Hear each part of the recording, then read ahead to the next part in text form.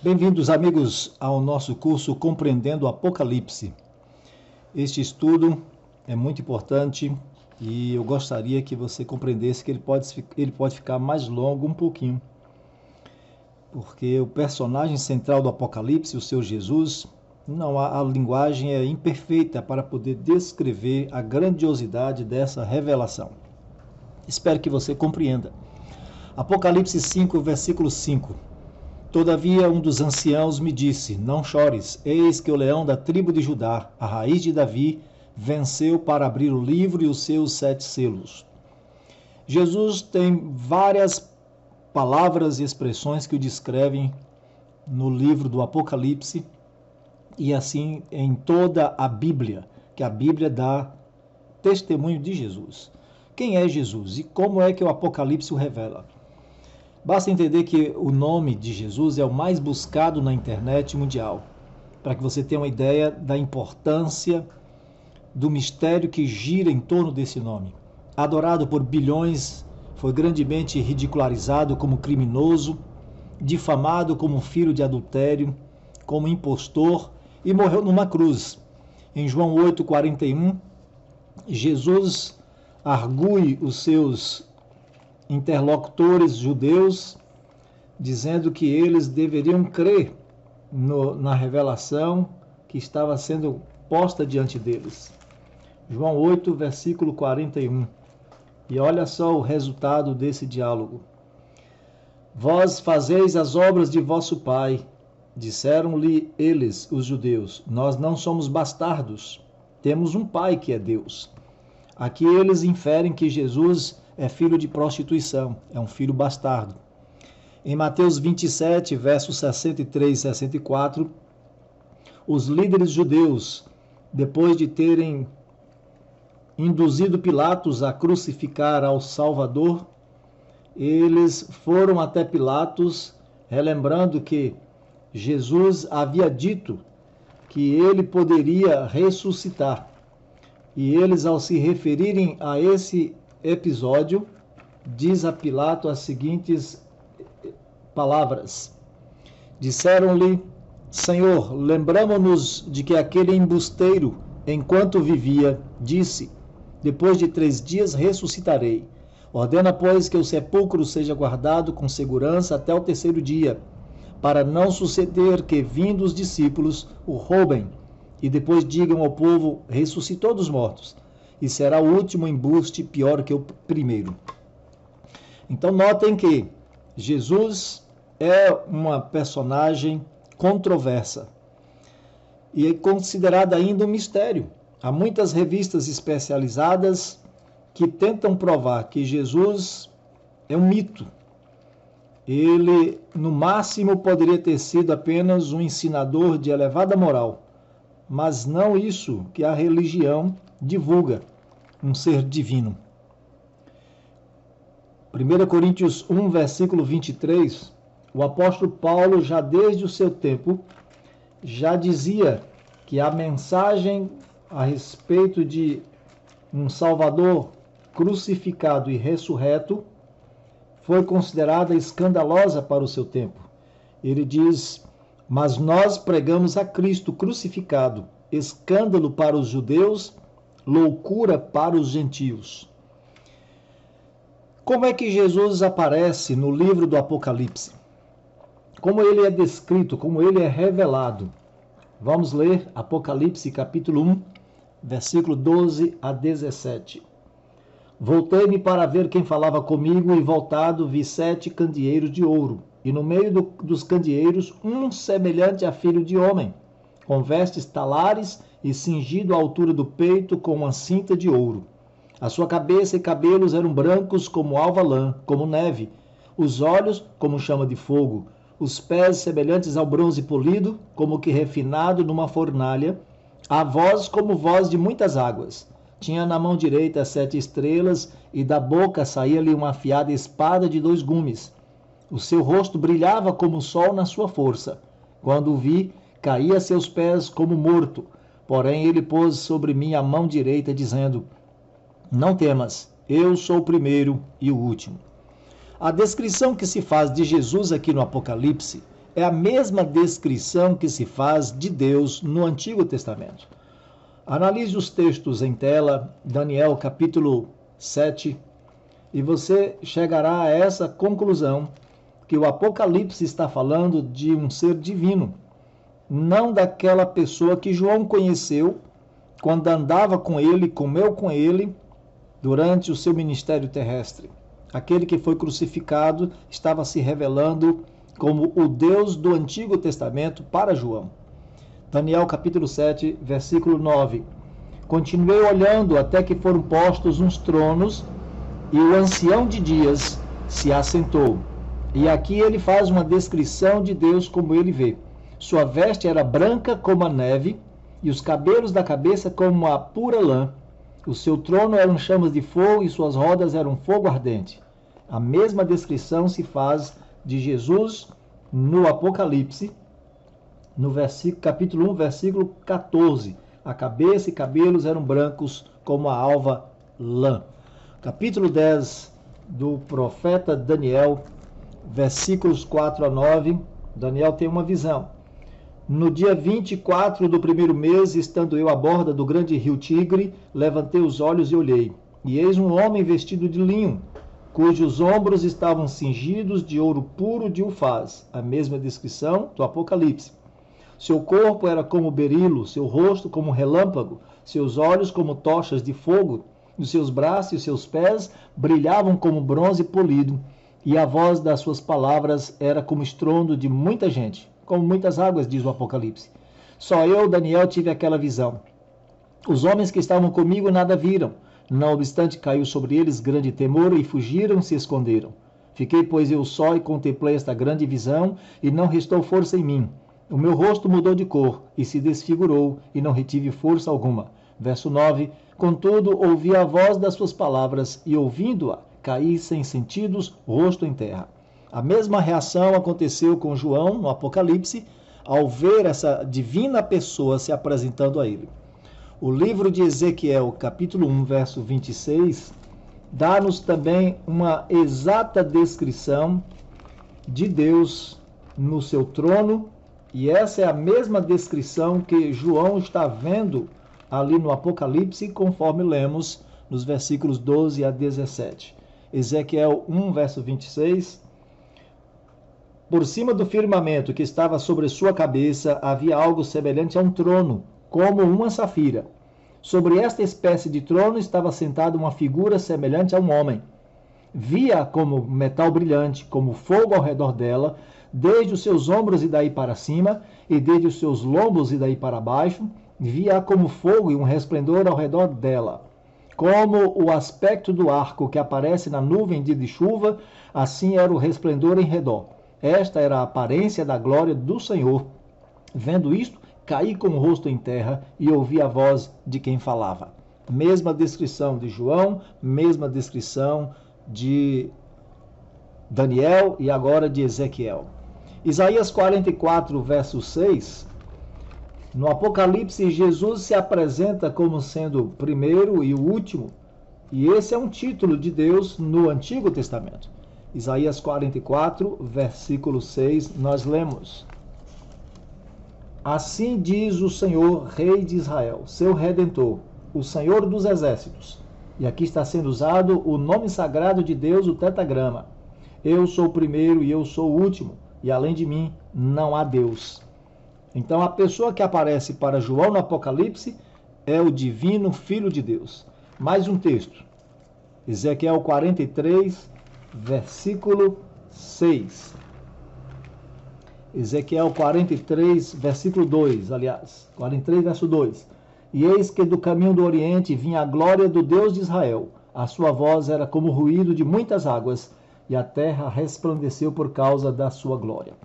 Jesus está sendo descrito aqui como o Filho de Deus. E no Apocalipse ele aparece sobre vários símbolos, vários nomes. Jesus Cristo, Filho de Deus, Leão de Judá, Cordeiro, Rei dos Reis, Senhor dos Senhores, Deus dos Espíritos dos Profetas.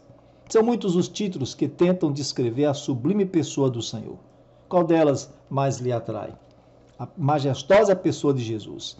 Agora vamos tentar descrever para você os símbolos que são usados por Cristo ao se apresentar no Apocalipse para João. É uma descrição do caráter divino de Jesus. A Bíblia diz que ele está vestido com vestes talares. Capítulo 1 de Apocalipse, nos versos 12 em diante, diz que uma pessoa semelhante ao Filho do Homem com vestes talares. Esses vestes talares representam uma roupa não feita nos teares da terra, mas representando a pureza de caráter. Marcos 9, verso 3, relata o fato de Jesus ter se transfigurado diante dos seus discípulos e suas vestes se tornaram mais brancas, como que nenhum lavandeiro na terra poderia torná-las brancas daquela maneira. Foi transfigurado diante deles, Marcos 9, verso 3, e as suas vestes tornaram-se resplandecentes e sobremodo brancas, como nenhum lavandeiro na terra as poderá alvejar. Essa é a transfiguração no Monte Tabor. Salmo 104, verso 1, fala de Deus vestido de luz, vestido de roupas resplandecentes. Então aí está a pessoa do Senhor Jesus sendo retratada de uma maneira muito vívida, como sendo o mesmo Deus do Antigo Testamento. Salmo 104, versículo 1. Bendize a minha alma ao Senhor. Deus, Deus meu, como tu és magnificente, sobrevestido de glória e majestade, coberto de luz como de um manto. Está aqui. Então, é Jesus sendo apresentado como justo, prestes a ministrar no altar, como aquele que tem competência de estar na presença do que é santo. Tem um cinto de ouro, e este cinto de ouro representa a verdade, conforme Efésios 6, verso 14, que diz que devemos nos cingir com o cinto da verdade. Os cabelos brancos representam a divindade, representam a sabedoria, a antiguidade de Jesus, sua eternidade no passado e sua eternidade no futuro, porque ele é antes de todas as coisas, criador de todas as coisas, e, portanto, não se pode medir no cômputo humano a idade de Deus, é eterno. Então, Salmo 90, verso 2, se referindo a Deus, diz assim: antes que os montes nascessem e se formassem a terra e o mundo, de eternidade a eternidade, tu és Deus. Então, os cabelos brancos, em Daniel 7, verso 13 e 14, demonstram sabedoria, demonstram eternidade. Os olhos de fogo representam a onisciência de Jesus, onisciência divina. Hebreus 4:13 diz que todas as coisas estão patentes e nuas diante dos olhos daquele a quem temos que um dia enfrentar no juízo. Leio esse texto para você em Hebreus 4:13. E não há criatura que não seja manifesta na sua presença. Pelo contrário, todas as coisas estão descobertas e patentes aos olhos daquele a quem temos de prestar contas. E assim vários outros textos da Bíblia vão representar que Jesus é aquele que lê pensamentos, é, portanto, onisciente. No evento de Marcos 2, de 5 a 8, fala do momento em que Jesus perdoou os pecados de um paralítico e as pessoas começaram a pensar, não esboçaram verbalmente. E ele leu os pensamentos delas, dizendo: por que vocês estão cogitando em vossos pensamentos? O que é mais fácil para vocês? Perdoar pecados ou dizer levanta-te e anda? E aí, para dar uma demonstração de sua divindade, ele não só perdoou, como fez o paralítico andar. Em Apocalipse 19, versículo 11 e 12, já está representado Jesus como aquele que tem os olhos como chamas de fogo. Viu o céu aberto e eis um cavalo branco. O seu cavaleiro se chama Fiel e Verdadeiro e julga e peleja com justiça. Os seus olhos são chama de fogo. Na sua cabeça há muitos diademas. Tem um nome escrito que ninguém conhece, senão ele mesmo. Então está aqui a divindade sendo completamente demonstrada na pessoa de Jesus. Os pés de bronze representam a forma como Jesus se conduziu pregando o Evangelho. Isaías 52:7 fala: quão formosos são sobre os montes os pés daqueles que anunciam boas novas, que diz a Jerusalém, o teu Deus reina. Efésios 6:15 também diz que devemos nos vestir, calçar os chinelos, os pés, com a preparação do Evangelho. O rosto brilhante de Jesus é sua divindade manifestada. Em Lucas 9:29 mostra também um momento em que a divindade irrompeu na humanidade ali e causou uma certa comoção. As profecias bíblicas falam de Jesus, sua origem tanto divina quanto humana. Lemos Miqueias, capítulo 5, versículo 2. Com muitos séculos de antecedência, esse antigo profeta falou de Jesus da seguinte maneira, dizendo que ele nasceria humanamente na cidade de Belém. Como havia duas Beléns, ele identificou uma delas como sendo Belém Efrata. E tu, Belém Efrata, pequena demais para figurar como grupo de milhares de Judá, de ti me sairá o que há de reinar em Israel, e cujas origens são desde os tempos antigos, desde os dias da eternidade. Então, quando fala das origens de Jesus, não está falando de que houve algum ponto na eternidade que ele surgiu. Está dizendo apenas a origem divina dele, cujas saídas são desde os tempos da antiguidade. Então, diz esse texto que ele, ao mesmo tempo que é eterno, nasceria na terra, na cidade de Belém, Belém Efrata. A primeira promessa a respeito de que nasceria um Salvador na terra foi aquela feita por Deus ao casal Adão e Eva, ainda no paraíso, quando cometeram pecados e estavam esperando a sentença. E eles ouviram então o Evangelho, era Deus dizendo para eles que da descendência da mulher nasceria um Salvador. Gênesis 3, verso 15 é a primeira promessa a respeito de Jesus. Porém, inimizade entre ti e a mulher. Deus falando para a serpente e para a mulher. Entre a tua descendência, a descendência da serpente, e o seu descendente, o descendente da mulher.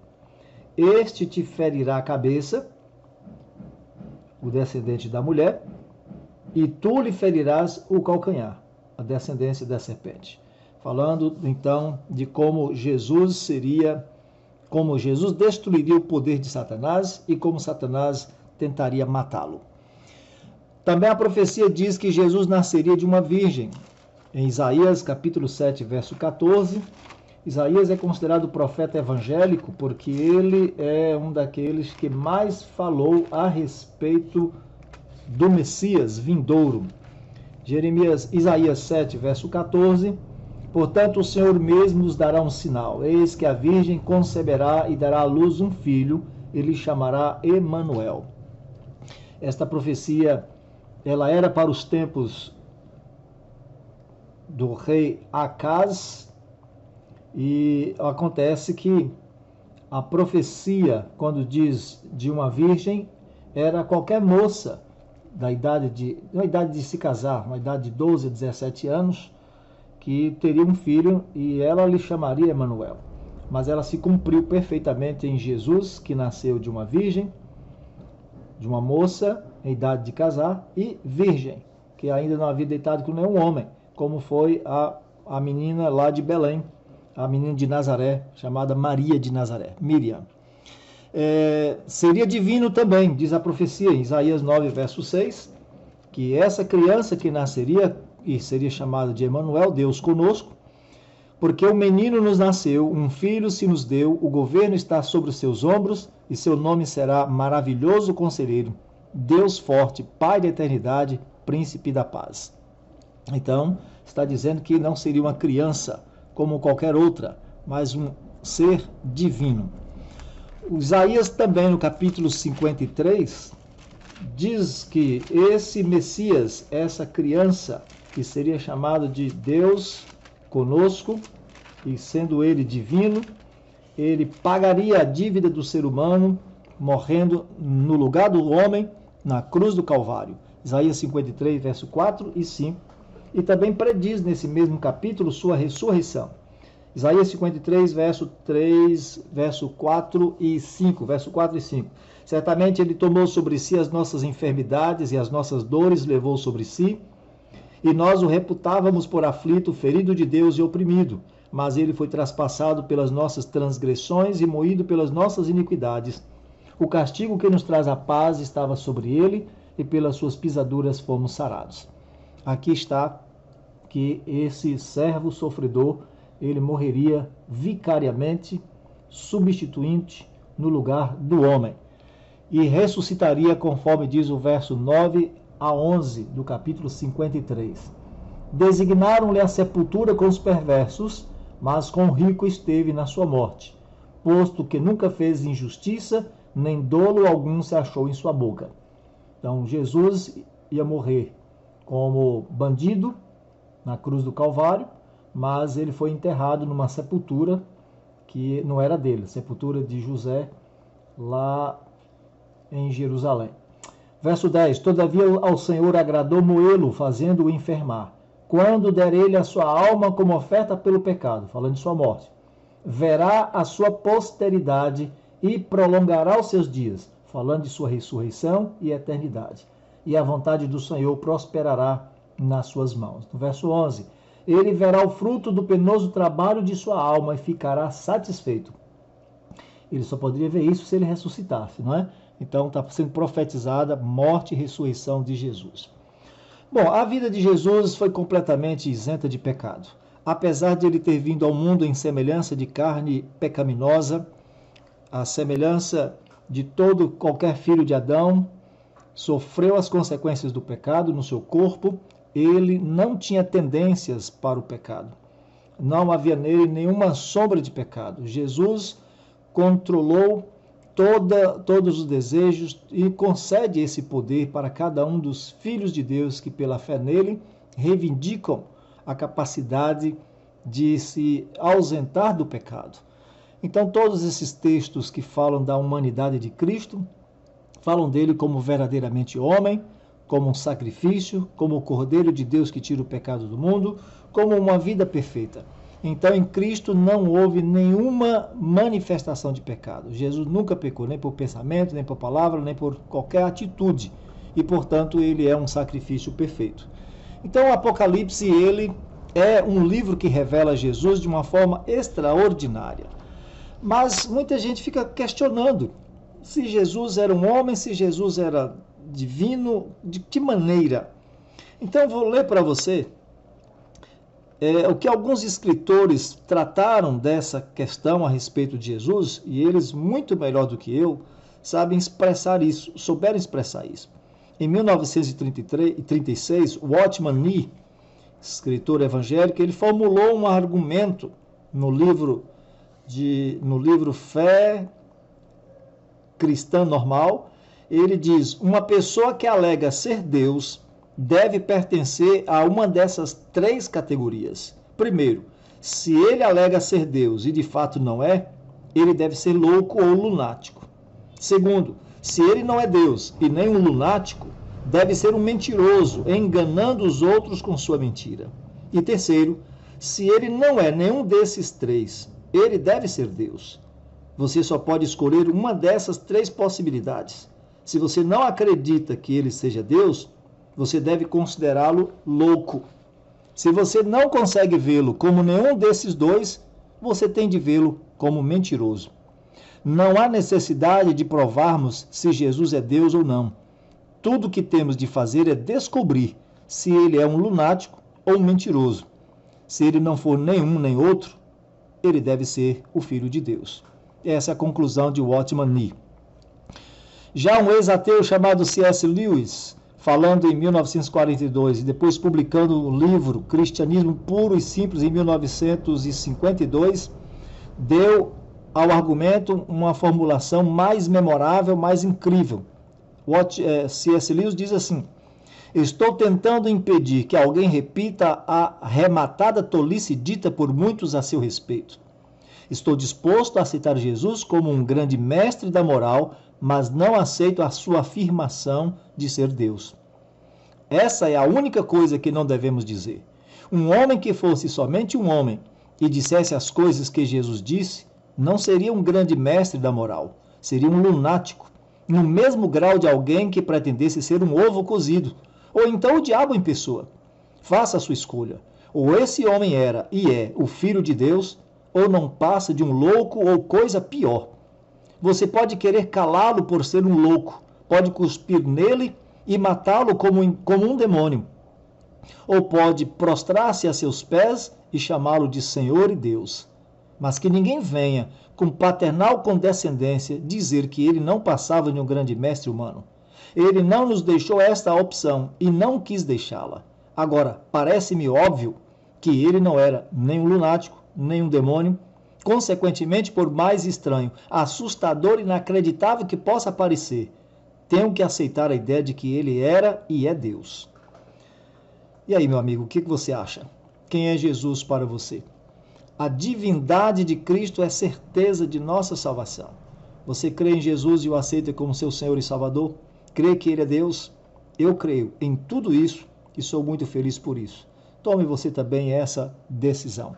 Em que você acredita? Em que Jesus é Deus ou não? Coloque nos comentários e vamos estudar juntos. Aquele abraço. Nosso próximo estudo, o Apocalipse diz que Jesus voltará. Até lá, tenhamos fé em Deus até que Ele venha.